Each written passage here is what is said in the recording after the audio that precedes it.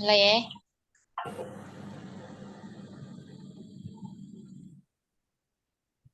Assalamualaikum warahmatullahi wabarakatuh.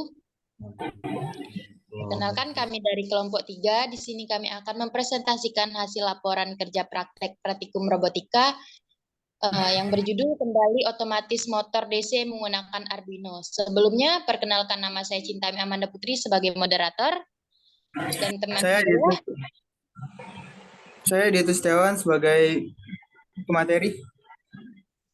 Saya Abdul Solal Kausar sebagai pemateri. Mas Oji sebagai pemateri. Baiklah, di sini materi yang pertama itu yang akan dibacakan oleh Abdul Soleh Al-Kausar. Kepada saudara Abdul Soleh, kami persilakan. Oke, saya Abdul Solal Kausar akan menjelaskan tentang Arduino. Arduino sebagai sebuah platform komputasi fisik yang open source pada board input output sederhana. Yang dimaksud dengan platform komputasi fisik di sini yaitu sebuah sistem fisik yang interaktif dengan penggunaan software dan hardware yang dapat mendeteksi dan merespon situasi dan kondisi. Papan Arduino merupakan papan mikrokontroler yang berukuran kecil atau dapat diartikan juga dengan suatu rangkaian berukuran kecil yang di dalamnya terdapat komputer berbentuk chip yang kecil. Selanjutnya yaitu driver motor L293D. Biasanya digunakan untuk mengendalikan motor DC. IC ini juga sering disebut driver motor.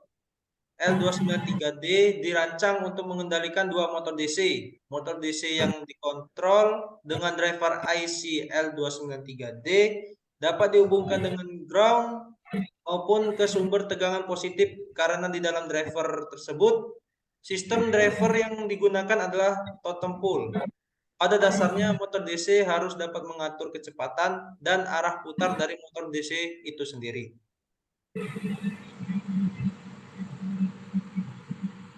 Baiklah, kepada saudara Dito. Terima kasih pada moderator yang telah memberikan kesempatan saya untuk memberikan materi tentang motor DC. Pertama yaitu motor DC adalah motor listrik yang memerlukan suplai tegangan arus searah pada kumparan medan untuk diubah menjadi energi gerak mekanik. Kumparan medan pada motor DC disebut stator, yaitu bagian yang tidak berputar. Dan kumparan jangkar disebut rotor, yaitu bagian yang berputar. Pada motor DC, kumparan medan yang dialiri arus listrik akan menghasilkan medan magnet yang melingkupi kumparan jangkar dengan arah tertentu. Kemudian yaitu ada sensor ultrasonik, yaitu sebuah sensor yang berfungsi untuk mengubah besaran fisik atau bunyi menjadi besaran listrik dan sebaliknya.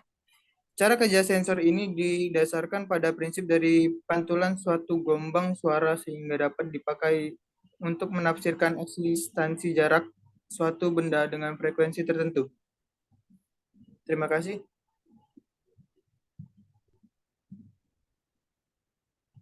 Kemudian flowchart akan dijelaskan oleh Saudara Firly. Terima kasih kepada moderator telah memberikan saya kesempatan untuk membacakan materi. Materi yang akan ini flowchart robot berbasis. Untuk flowchart sendiri bisa dilihat dari pertama yaitu sensor nik, lanjut berlangsung data di Arduino. Pada proses data di Arduino, sensor merupakan input yang akan diproses oleh Arduino. Arduino menerima input dari sensor ultrasonik, maka akan berlanjut ke output yaitu putaran motor. Jika Arduino menerima input dari ultrasonik, maka akan berulang realisasi kembali. Untuk output dari Arduino ini berlanjut ke putaran motor dan ke driver motor. Untuk selanjutnya yaitu data percobaan. Pada data percobaan ini terdapat 3 sensor elektronik. S1 yaitu sensor ultrasonik yang berada di bawah, S2 yaitu sensor ultrasonik yang berada di sebelah kiri, dan S3 yaitu sensor ultrasonik yang berada di atas.